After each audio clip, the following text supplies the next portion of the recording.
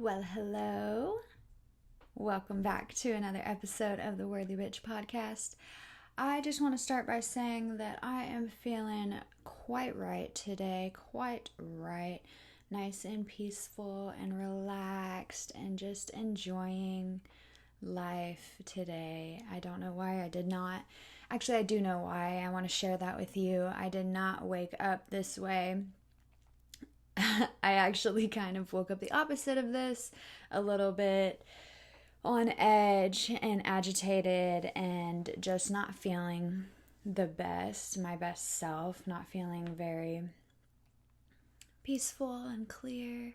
So I decided to do a flame gazing meditation. I was having a hard time trying to quiet my mind to be able to sit in an actual meditation of just following my breath and guiding myself. And so I decided to do a flame gazing meditation.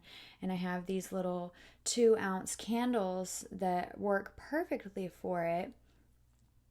And so what I do is I just write my intention on the bottom of the candle. This is just the way that I choose to do it. I just like to keep it a little bit more private. That way I put it on the bottom. And today I wanted to call in some clarity because I was just feeling a little bit overwhelmed and just not clear-headed. And so I wanted to call in some clarity around things in my life. And so I wrote the word clarity with a heart on the bottom of the candle. And then I lit the candle with the intention of the word of what I'm trying to call in. And then I burned some sage with the flame that I was going to meditate on afterwards. And so then to clear all of the energies, maybe any type of unwanted energies that are in this space at the time. So to clear that out.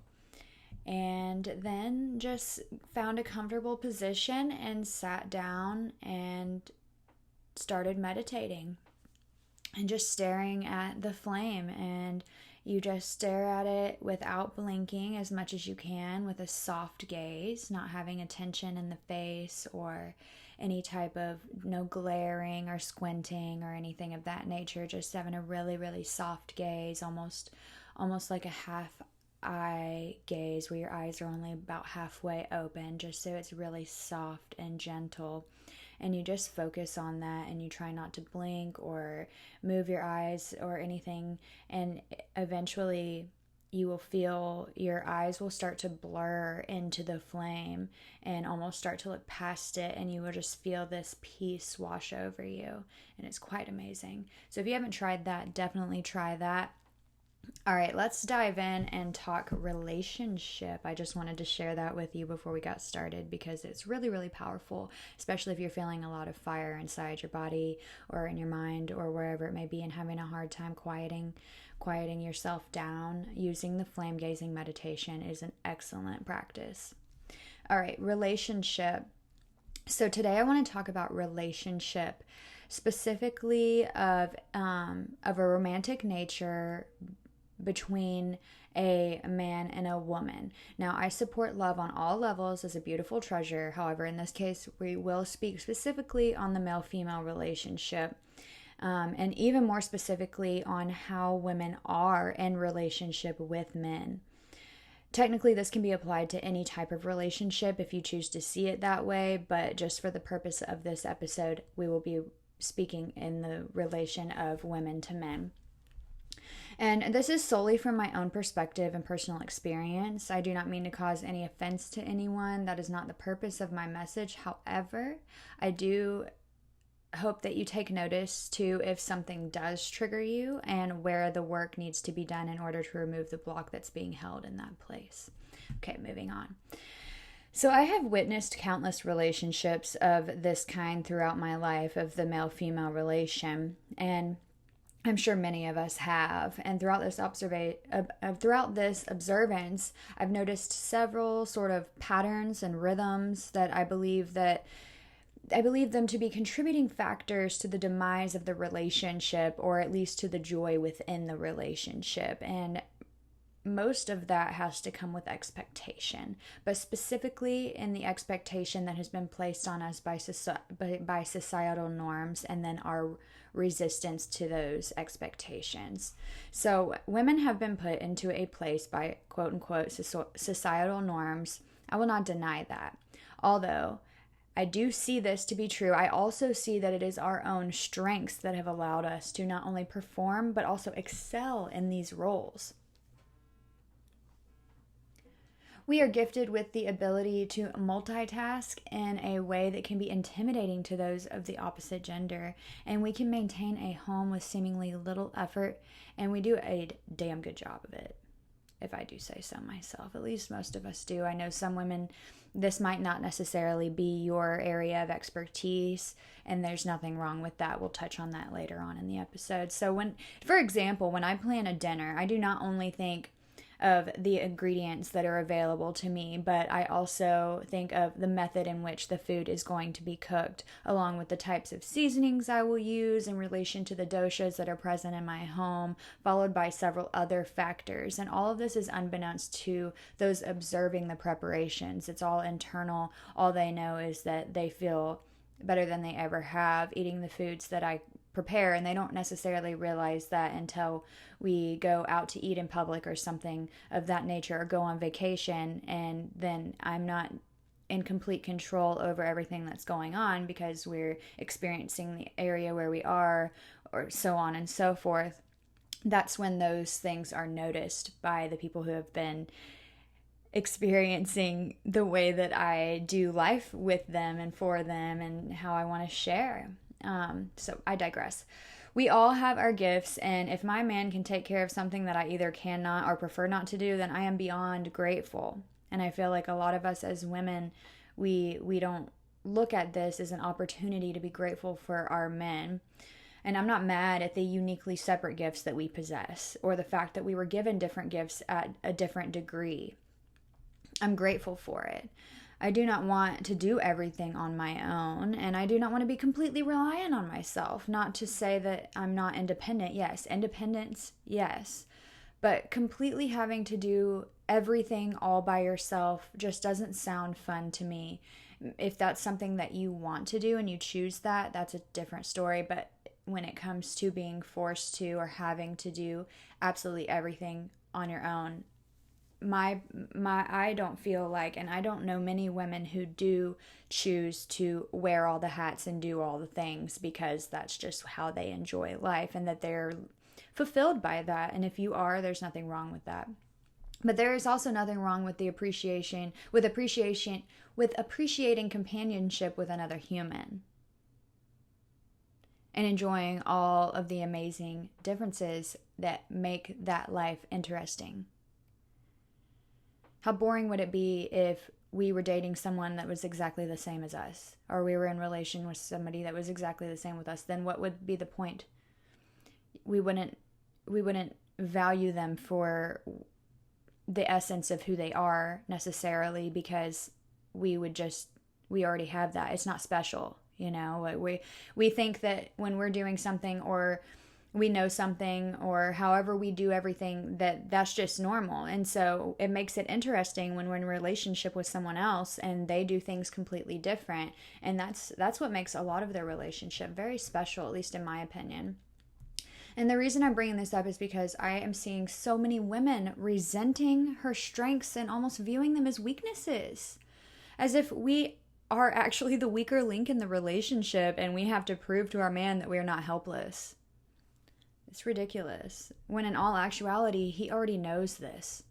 And he sees you as a spectacular warrior goddess from whom he has much to learn, and admires the strength within such a beautifully delicate package. A lot of men are intimidated by women not because you're this powerful, manly woman that doesn't need a man. And no, it's because there is such strength and depth within something that is so delicate as the woman body is, and just the fact that we can bring forth life through this delicate beauty that is just, it's almost like a flower, but it's also so strong. It's almost like a flower made of stone that's both fragile and strength at the same time. We are incredible. Most men do not admit these to be facts, however, and most men do not want their women to know how much he truly needs her. Why is that, do you think? Is it because he doesn't care about your feelings? Or because he doesn't want to make you feel valued? No. It's because he has the same exact fears about being viewed as weak as you do, as a lot of us do. He is afraid if he reveals to you how powerful you really are, then you won't need him anymore. And then what is he going to do? He knows he cannot take care of the life you have created together the way you do. He doesn't even know how or what it is that you actually do that makes things so special. All he knows is that his life is, or should be anyways, a quadrillion times better with you there. So why do we do this in relationship? Forgive me if I'm wrong, but I have seen this countless times. This coupled with the lack and fear of communication that builds walls within the relationship that eventually causes the walls of the relationship to crumble. The walls around protecting the relationship, too many walls being built within the relationship. There is no reason for the walls outside and they crumble. I'm proud of the gifts that I possess and my ability to meet my man's needs and to bring an added layer of joy to his life. I love making things special for him to show him that I was thinking of him and how much he means to me. Love is in the details, and I love the details. The things nobody even notices unless it's not done. That's where you find the love. That is where we truly get to shine our light on our loved ones. So why do we resent our gifts as caregivers, as women? And notice I said gift. It is a gift. It is a true gift to be able to not only create, but also sustain life in such a way as women do. A beautiful gift. So yes, I will tend the home and cook the meals and do the laundry and clean the floors and pack the lunches and feed the dogs and kiss the boo-boos, and I will be damn honored to do it. Because I recognize the honor it is to be blessed enough to be born within a woman's body. Do not be ashamed of your womanhood and the gifts it brings. Do not be ashamed that you might not be able to do everything he does the way he does it, because you know what? He can't do everything you do the way you do it. And that's precisely why you love and value each other. Along with many other things, hopefully. Do not condemn your duties as a burden. Did you hear that? Do not condemn your duties as a burden. See them for what they are, as the strength and importance that they carry. You are so important and needed in these roles, whatever your role is. Just because mine is to cook the meals and do the laundry and clean the floors and feed the dogs and all of those things, that doesn't mean that that is the only place for a woman. I cherish that. I'm grateful to have that role. Whatever your role is and wherever you excel, wherever your strengths are, be grateful in that place. Because without you, life literally could not go on. Think about that for a minute. We are necessary as women. Life literally could not go on without you. That's incredible. So stop trying to be a man. Why would you want to be a man? Let your man be your man. Let him shine in his gifts while you shine in yours. And love that. Embrace it. You will both have the permission to be the master in your areas of expertise, and then you will love and grow with each other more and more for it. I don't know about you, but when my man handles things that would be extremely challenging for me, and he makes it look practically effortless, that's hot. I'm not mad at that. I do not feel less than in those moments. I feel blessed that he chooses me and cares enough to be in partnership with me.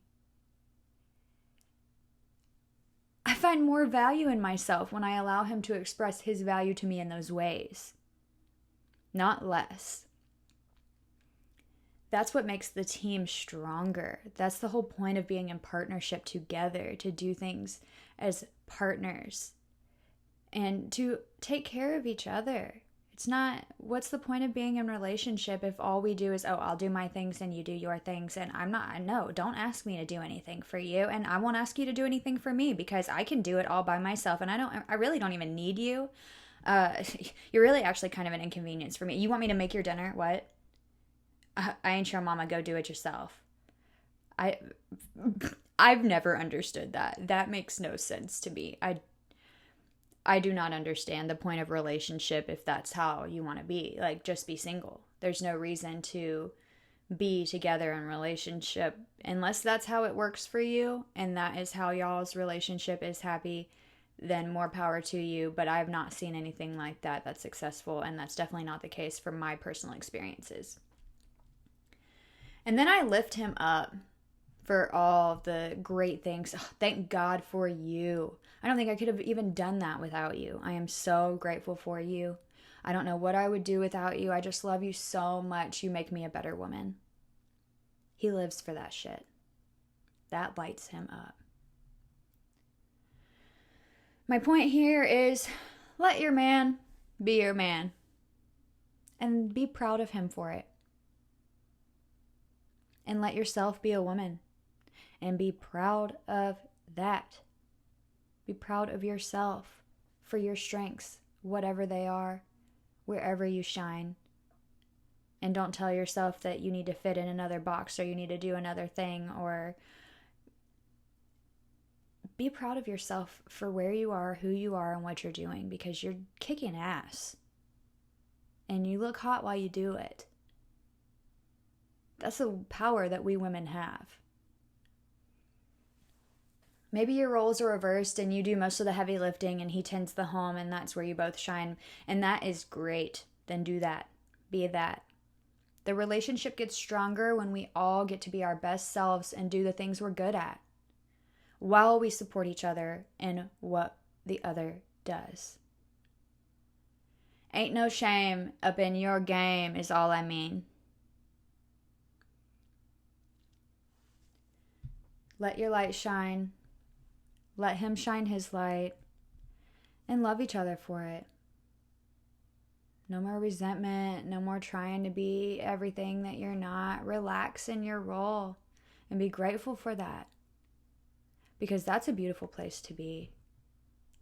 Thank you for being here today, tribe. It is beautiful as always. Don't forget about the flame gazing exercise to bring stillness and quiet into the mind and to release built up anger and fire in the body. And as we do this for ourselves, we're not only releasing the fire that we hold within, but we can release collective anger.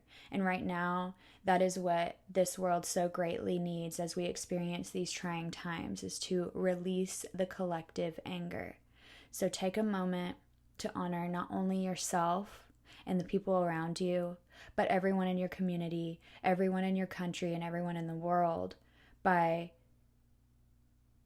holding space and releasing for the collective. You're beautiful, and I love you.